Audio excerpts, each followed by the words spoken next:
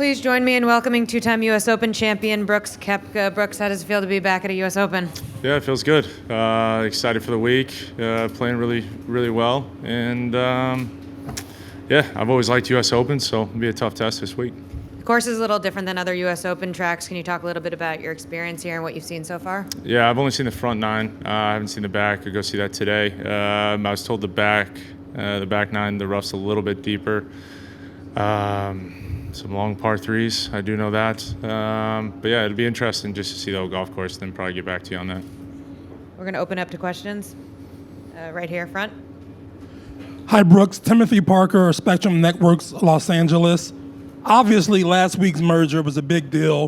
Do you feel like there was vindication for you? And also, do you think there will be any animosity still out here between players this week? I don't think there's really been too much animosity between players in general. I think that's been a lot more constructed from the media side than the player side. But I haven't paid too much attention to it, honestly. I've been trying to prep for this week. I'm just trying to make sure that I come into a major championship. There's 4 weeks a year that I really, really care about, and this is one of them. And want to play well. So I wasn't going to waste any time on any news that happened last week. I saw it. I was sitting at Grove. At the bar there, having breakfast, and I saw it on TV, watched a little bit of the interview, and then that was it. Just went out and practiced. So no, like, extra vindication, do you feel relieved or vindicated in anything like that? It didn't matter to me. Like I said, I'm trying to focus on this week. I think that's why I've been really good at majors, honestly, too. Been able to put it all aside. Doug on your left. A couple things, Brooke. Do you recall the last time you felt healthy and stunk in a major? And secondly, would you have been surprised going into this year that you would have a 2-1 to start the year in majors? Played poorly, sorry. Yeah, no, I mean, I feel like I've been playing well for a while. It happens every year. I feel like I'm playing pretty good. It's just the results aren't quite there from maybe January, February, March, and then it kind of kicks into gear and everything kind of starts clicking for me. But yeah, it's felt a lot more normal this year than it has maybe the year before, that's for sure. Back to how I normally play. On the right to Jeff. Brooks, when you've not been to a course, and so it sounds like you're gonna play 9 each day, and that'll be it. Mm-hmm. Is that an unusual situation for you at a major, or is that situation happened before where you've basically played every hole once? I've played probably since 2014, 9 holes every day at every major. So it's the same routine, keep it pretty simple, and find out whatever side I think is a little more difficult, I'll play that side again. And did you do anything before you got here to learn about this place or Ricky or anything like that? No? No. Okay. I mean, you can do all the prep you want, but it doesn't. I mean, the wind direction might be different, where you hit your tee ball, pin location. There's so much that goes into it. So you can do all the research you want, but it won't matter at the end of the day. Stay on the side to Dan.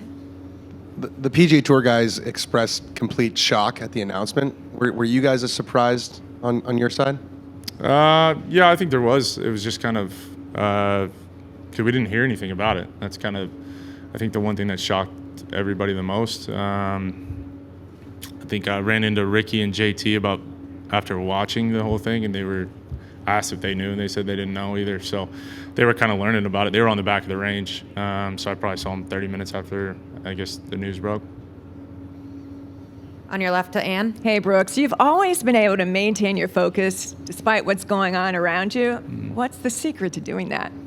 I think I've said it. It's the more chaotic things get, the easier it gets for me. Everything starts to slow down, and I'm able to focus on whatever I need to focus on while everybody else is dealing with distractions, worrying about other things. Is that the key reason why you think you peak at these majors?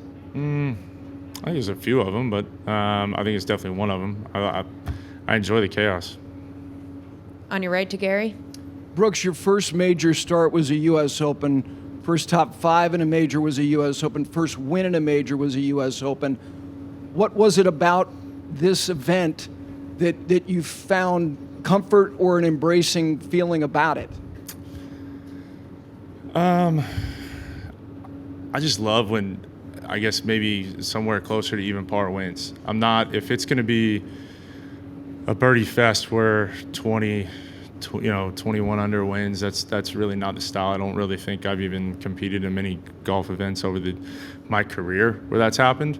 But if you look at, I would say maybe majority of my wins, they're all pretty much 10 under and less, which is kind of suited to major championship golf. I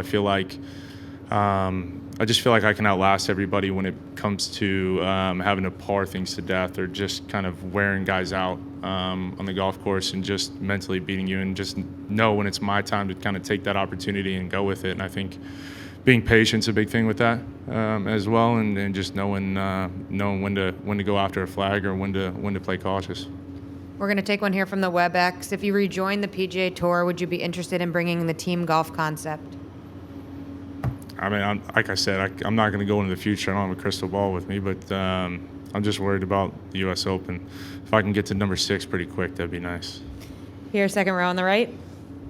Brooks, compared with when you were on your previous major tear, I just wonder, going into the third major of the year, having been runner-up at Augusta, winning at Oak Hill, do you feel fresher because of the regime that you're on with LIV compared with how it was on the PGA Tour? I have my own routine. That's it. It's plain and simple. I'm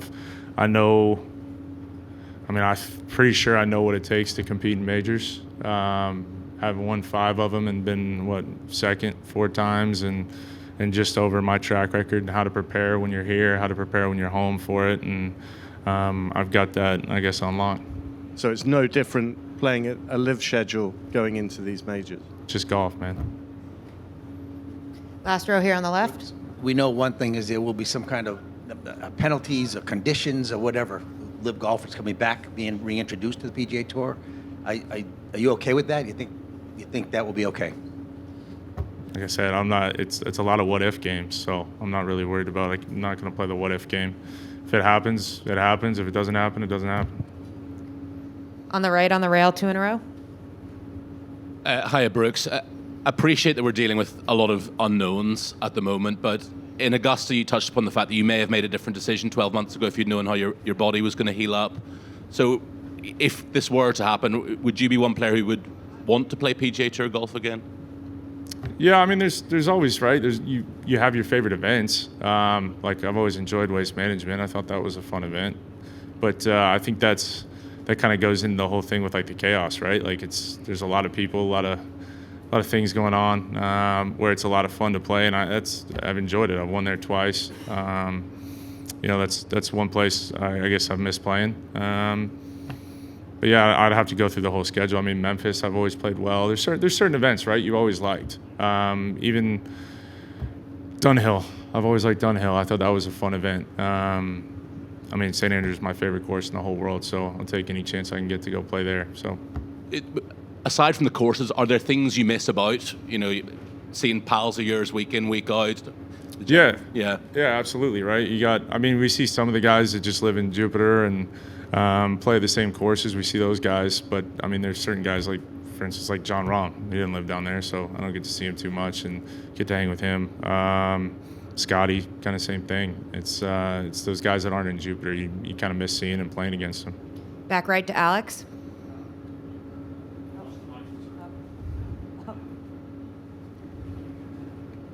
Brooks, at what point in your career did you decide that majors were the thing for you? I don't know, probably growing up, right? Because at the end of the day, I think one thing that was always kind of harped on me was you knew how many majors Jack, you knew how many Tiger has, you knew how many Arnold Palmer has, you knew how many Gary Player, you knew how many Watson, all these legends, but I never knew how many PGA Tour events or wins they had total. But I could tell you each, going down the list, how many each of them have won. So that was kind of, it's pretty obvious, right? That's what you're judged on. It's major championships. You look at basketball, you judge on how many championships you've won, not how many games you won. Same thing in every sport. And how gratifying is it to be able to say that you're on 5 and going to 6? Yeah, it's not. Don't get me wrong. It's better than 4. Looking for 5. So that's definitely a lot better. But yeah, like I said, double digits. That's what I'm trying to get to. I think it's. I don't think it's out of the question for me. I think the way I've prepared, the way I've kind of suited my game for these things is it's going to help me. And like I said, I'm only 33, so I've definitely got quite a bit of time. I just got to stay healthy and keep doing what I'm doing. Straight back to Dylan. Yeah, Brooks, I mean, it's been a crazy 12 months for all of professional golf, but it seems kind of strikingly crazy for you. When you think about this tournament last year to where you are now, how different do you feel? Yeah, I feel like a new person, right? Was definitely more confused last year, just trying to figure out why I was feeling the way I was feeling. I felt like I had enough time from surgery to that point, and it's like anything, right? I tried to come back too soon, and then it was like, oh well, if I can walk 18 holes, I can play golf.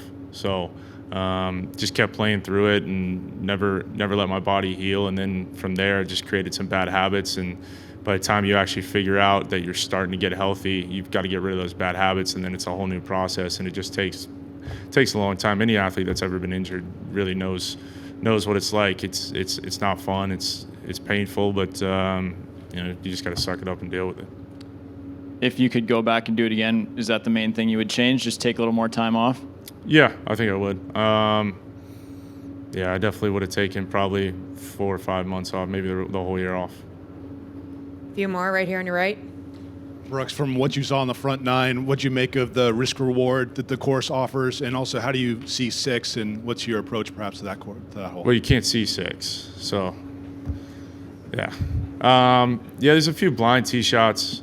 I'm not a huge fan of the blind tee shots or even blind shots going in the green. I've never been a real fan of it. I like to see where your golf ball goes. But it's a tough golf course. These bunkers are incredibly soft, which I found quite interesting. So if you're in these fairway bunkers, it's extremely penalizing because you're not gonna get a good lie, number one, and it's not like the ball's gonna funnel to the middle of the bunker. If it goes into the lip, it's gonna stay there. It could plug, or if it gets in the back, the rough around these bunkers is quite difficult too, so it's never going to quite chase in. And you can get some interesting lies. You really got to pay attention to where your misses are. You can be a little aggressive off some of the tee lines, but I don't think on the front that it's too rewarding.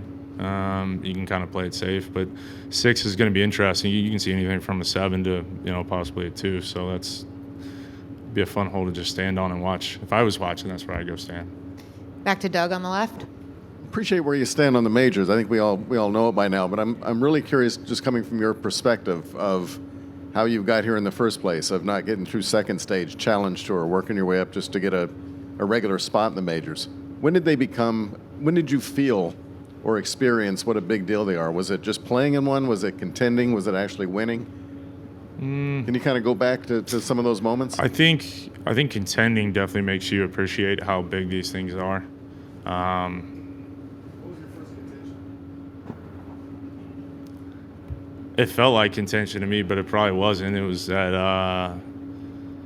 Pinehurst. It was at 2014, Keimer won. I mean, he blew us all away, but I felt like I was in contention. I think we were all playing for second place, really, but yeah, that was kind of the first taste of it. But I also got a taste of it kind of early on. It was funny. I qualified as an AM for the U.S. Open in 2012, I believe. Yeah, played there. I think I had the lead after 9 holes, and then saw my name on the leaderboard and just gagged it up on the back 9. So it was like Augusta all over again. But yeah, so I understood the magnitude kind of right away of what it was, but it was, I don't think, and then, I think back to 13, I played the final round of the PGA with Tiger too. So I got introduced a lot early. I felt like that kind of really helped learn different things. I feel like I'm really good at learning from mistakes or what goes on, and I'll sit back and reflect for 2-3 days, whether it be right after, give it a few days, and really truthful, honest with myself of why why things happened the way I did. What was I thinking? What was my thought process? How did I execute it how I wanted to? Was it just kind of unlucky? All that goes into it. But I think if you're truly honest with yourself, you'll figure out why.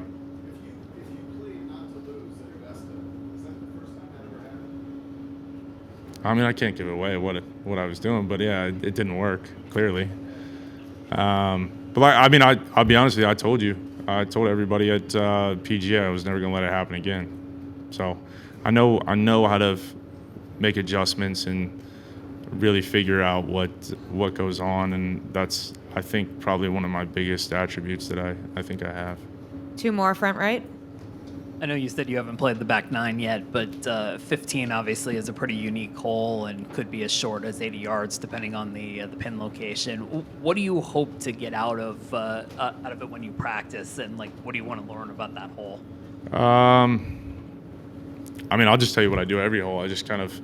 I figure out once I get to the fairway, just figure out what's the best spot to look, go in for the green. With certain pin locations, try to figure out which is the best side to miss. There's always one side that's better than the other. And then, honestly, I just stand in the middle of the green whenever I get back, when I get to the green and look back, and it's as clear as day. I just play the hole backwards. I think standing on the middle of the green, looking back towards the tee or the fairway, whatever, depending on what you can see, it makes it very clear how to play the hole, what's the proper way to play it. And then from there, it's just a matter of pin locations. Hey, if this pin location's here, I'm going to do this. This pin location's here, I'm going to switch this up. Maybe it might be a completely different side of the, right rough might be way better than the left rough, but the left rough is good 3 times. Just different things like that. Straight back to Sean. Brooks, you used the term chaos to talk about majors, U.S. Opens, and how maybe you like the chaos. What is an example of chaos, or the visual of what chaos looks like to you?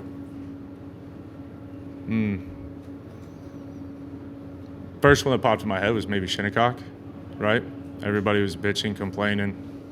I just felt like they were also focused on the golf course. They kind of forgot about what was going on, that they were there to play a major championship instead of, okay, the greens are pretty fast, but if you leave yourself with an uphill putt, it's not too bad. Last question right here. Brooks, of your 5 major victories, what's been your favorite and why? This last one, for sure. Yeah.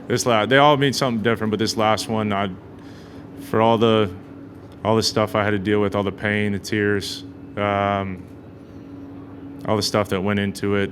Like I said, there's probably maybe 5-7 people in this whole world that really know what I went through, and that were there kind of every step of the way, and I think they enjoyed it maybe even more than I did. Thanks. Brooks, thanks for your time. Good luck this week. Thanks. See you guys at Travelers next week.